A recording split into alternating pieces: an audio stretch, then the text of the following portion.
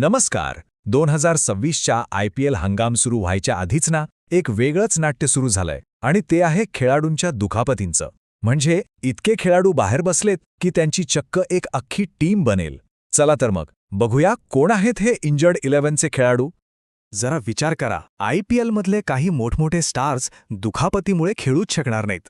आणि गंमत म्हणजे या सगळ्यांना एकत्र केलं ना तर एक अशी भन्नाट टीम तयार होईल जी कदाचित या स्पर्धेतली सगळ्यात खतरनाक टीम ठरू शकते. मग प्रश्न हाच आहे की या काल्पनिक पण जबरदस्त टीममध्ये असणार तरी कोण? चला जरा या विषयात खोलात शिरूया. आपण याला दुखापतग्रस्त 11 असं नाव देऊ शकतो नाही का? आणि सगळ्यात इंटरेस्टिंग गोष्ट काय माहितीये, ह्या दुखापतींनी कुठल्या एकाच टीमला टार्गेट केलेलं नाहीये.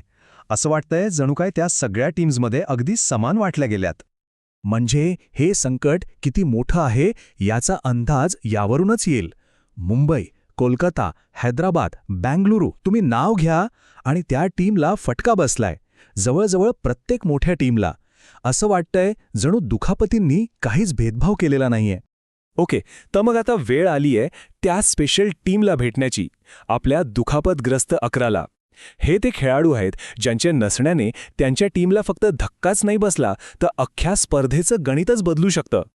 आणि या यादीतलं पहिलं मोठं नाव आहे हर्षित राणा. KKRचा हुकमी एक्का. म्हणजे KKRची सगळी बॉलिंगची भिस्त त्याच्यावर होती. पण दुर्दैवाने गुडघ्याच्या सर्जरीमुळे तो या पूर्ण सीझनमधूनच बाहेर झालाय. आता हा 19चा आकडा हा एवढा महत्त्वाचा का आहे? कारण गेल्या म्हणजे 2024च्या सीझनमध्ये हर्षित राणाने तब्बल 19 विकेट्स घेतल्या होत्या. आता विचार करा, KKRसाठी त्याचं नसणं किती मोठं नुकसान आहे. तो फक्त एक बॉलर नाहीये, तो एक खराखुरा मॅच विनर आहे.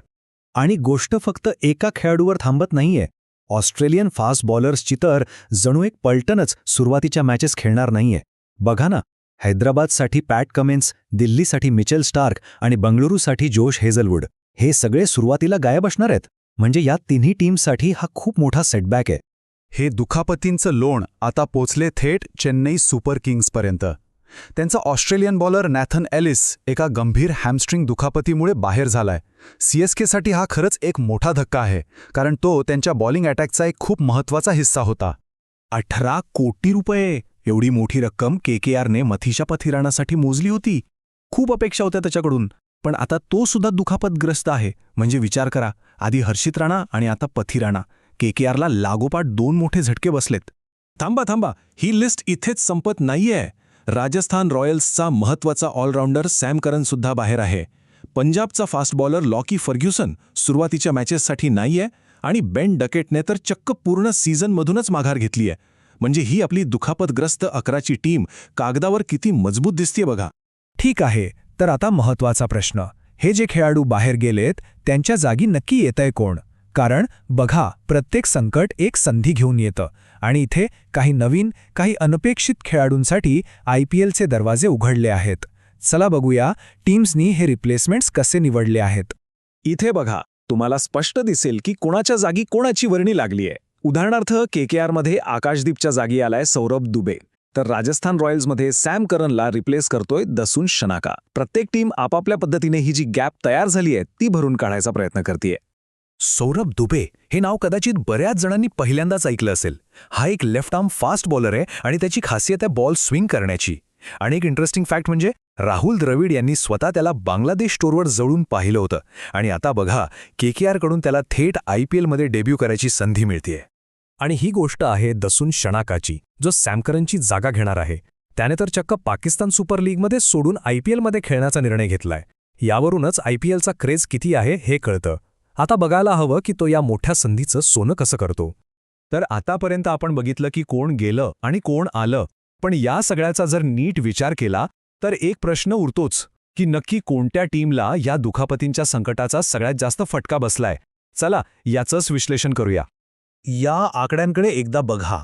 एक गोष्ट लगेच लक्षात येईल, जेवढे खेळाडू दुखापतग्रस्त झालेत ना त्यातले बहुतेक सगळे बॉलर्स आहेत. हर्षित राणा, पथिराणा, एलिस, आकाशदीप, हेझलवूड, स्टार्क, लिस्ट खूप मोठी आहे.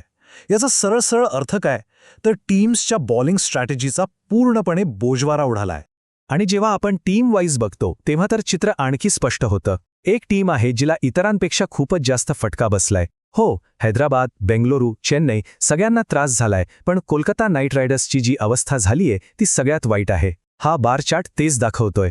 तर मग आपण काय पाहिलं की दुखापतग्रस्त खेळाडूंमध्ये जास्तीत जास्त बॉलर्स आहेत आणि केकेआरला सगळ्यात मोठा फटका बसलाय. त्यामुळे या सगळ्या विश्लेषणाचं फायनल उत्तर अगदी सरळ आणि स्पष्ट आहे. या दुखापतींच्या वादळात सगळ्यात जास्त नुकसान झालंय ते म्हणजे कोलकाता नाईट रायडर्सचं.